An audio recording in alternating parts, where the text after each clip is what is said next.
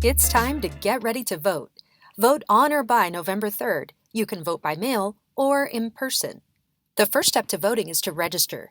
Fill out your registration by Monday, October 5th. It has to have reached the elections office by that time.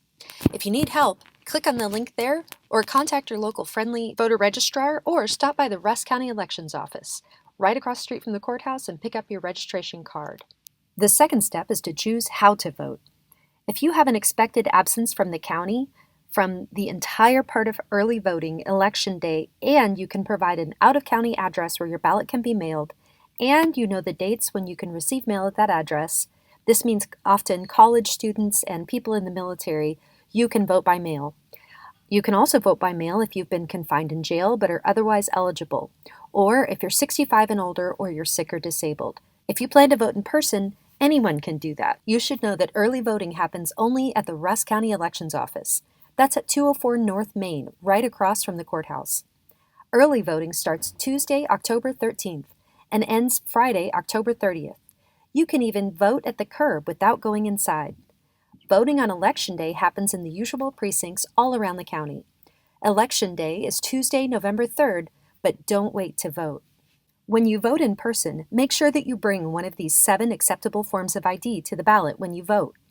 Texas driver's license, Texas election ID certificate, Texas personal ID card, Texas handgun license, U.S. citizenship certificate with a photo, U.S. military ID card with photo, or your U.S. passport.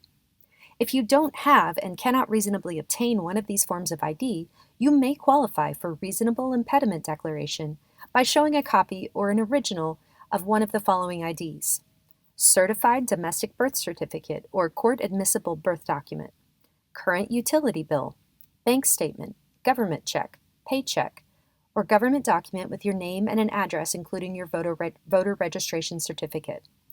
These won't always work. Find out more at votetexas.gov. The final step is choosing whom to vote for. It's not only the president on the ballot, and there's no longer straight ticket voting. So you'll need to look all the way down the ballot and vote for people who make a difference in your community. In addition to the U.S. president, we're voting for our U.S. senator, our U.S. representative, Texas Railroad Commissioner, our State Board of Education member, our Texas senator, our Texas representative, and a judge on the 12th Circuit Court of Appeals. Vote all the way down the ballot. Speaking of the ballot, Elections Administrator Caitlin Smith is showing us the new voting machines that we have in Rusk County.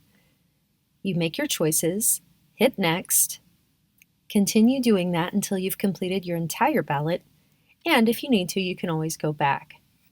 She's hitting Next, making her choices, continuing to make choices, and finally she's hitting Submit. The ballot comes out of the machine. Don't throw it away. That's your actual ballot. And then you put it in to be tabulated, and it goes into that box, and you voted.